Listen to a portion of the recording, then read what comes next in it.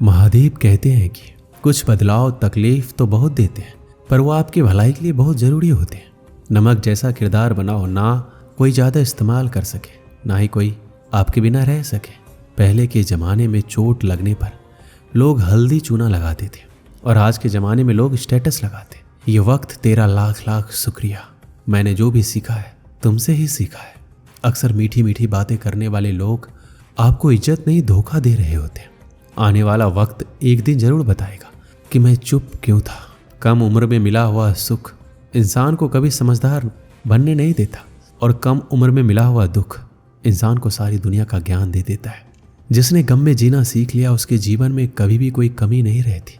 जिंदगी में हमेशा वही इंसान असफल रहता है जो सोचता तो बहुत कुछ है, जानता भी बहुत कुछ है, लेकिन करता कुछ भी नहीं है। अगर बीता हुआ वक्त आपको परेशान कर रहा है तो यही समय है उसे भुला देने का। अकेले रहने का आनंद लेना सीख लो, क्योंकि कोई भी हमेशा आपके साथ नहीं रहेगा। जिंदगी एक ऐसे इंसान से ज़रूर मिलवाती है जो हमारी अच्छी खासी जिंदगी का सत्यानाश कर देता है। यकीन हमेशा खुद पर होना चाहिए, क्योंकि यहाँ सहारे ही हमें बेसहारा कर देते हैं। नाम तक भूल जाते हैं लोग जब उनका आपसे काम निकल जाता है। एक वक्त पर जाकर ये महसूस होता है कि बेहतर ही होता अगर हम कुछ लोगों से मिले ही ना होते। जब इश्क होने लगे तो पूजा पाठ किया करो। मोहब्बत हो गई तो मिल जाएगी, और अगर बला होगी तो टल जाएगी। आजकल दिल चाहता है कि सब कुछ छोड़ दूँ, किसी से बोलना, किसी की सुनना और किसी के लिए जीना भी। दूसरों को हर वक्त बोझ समझने वाले लोग खुद ही बहुत हल्के होते हैं। आपका डर ही आपकी कमजोरी है। जिस दिन आपका डर खत्म हो जाएगा उस दिन आप हर काम को कर सकते। सुना है मोहब्बत करने जा रहे हो, लेकिन सुनो, जिंदा तो आओगे लेकिन फिर भी जी नहीं पाओगे। जो किसी लालच या इच्छा के दबाव में रहते हैं वो हमेशा तनाव में रहते हैं। जिंदगी में जब बुरे हालात घेर लेते हैं तो आपके अपने भी आपसे नजरें फेर लेते हैं। बेकसूर कौन होता है आज के ज़माने में? बस सबके गुनाह पता नहीं चलते। आपको ये लगता है कि लोगों का दिल आपसे भर जाता है, लेकिन सच तो ये है कि उन्हें कोई और मिल जाता है। जिंदगी कुछ भी दोहराएगी नहीं। जो समेट सकते हो समेट लो। अगर आज कोई तेरे साथ नहीं है तो गम मत कर, क्योंकि दुनिया में खुद से बड़ा कोई हम सफ़र नहीं होता। बेहतर है कि वो रिश्ते टूट ही जाए जिनकी वजह से हम टूट जाते हैं। ज़माना बदल गया है, अब याद रखने के लिए भी याद दिलाना पड़ता है। उम्मीद भी सिर्फ उन्हीं से लगानी चाहिए जहाँ उम्मीद दिखाई देती हो। हर वादे पक्के नहीं होते। कुछ वादे किसी के दिल और जिस्म से खेलने के लिए भी किए जाते हैं। एक बात बिल्कुल सच है कि नए लोगों के साथ हम चाहे जितना भी खुश हो ले, लेकिन जब वो दिल दुखाते हैं ना तो याद पुराने ही आते हैं। खुद को इतना काबिल बना लो कि उसे एहसास नहीं बल्कि पछतावा होना चाहिए। अगर इंतज़ार हद से ज़्यादा हो जाए तो मिलने का मोह भी ख़त्म हो जाता है। अगर आप आज में खुश रहना चाहते हैं तो अतीत, पछतावा और भविष्य की चिंता करना छोड़ दो। आज के ज़माने में सबसे बुरा होता है दिल का अच्छा होना। हम दोस्ती वहाँ करते हैं जहाँ जान से ज़्यादा जुबान की कीमत होती है। रोना उसी के सामने जो आंसू गिरने का दर्द समझ सके। दुआएं लेना उसी से जो दुआएं दिल से दे सके। और रिश्ता रखना उसी से जो आपके रिश्ते का मोल समझ सके। इंसान घर बदलता है, चेहरे बदलता है, रिश्ते बदलता है, दोस्त बदलता है, लेकिन पता है वो फिर भी दुखी क्यों रहता है? क्योंकि वो खुद को कभी नहीं बदलता। जख्म वही है जो छुपा लिया जाए, जो दिखा दिया जाए उसे तमाशा कहते हैं।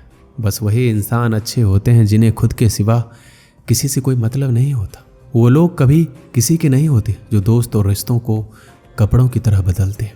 रिश्ते खराब होने की वजह टूटना पसंद करते हैं, लेकिन झुकना पसंद नहीं करते।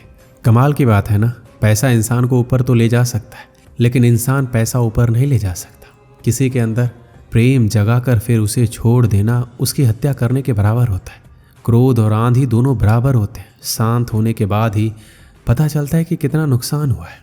एक बार की बात है, एक ईगल एक पहाड़ की चोटी पर कुछ अंडे देती है और एक अंडा पहाड़ से लुढ़क कर नीचे आ जाता है, लेकिन वो अंडा टूटता नहीं है। अब वो अंडा नीचे गिर जाता है और नीचे एक फार्म हाउस होता है। उस फार्म का जो मालिक होता है वो उस अंडे को उठाता है और सोचता है कि पता नहीं ये किसका अंडा है।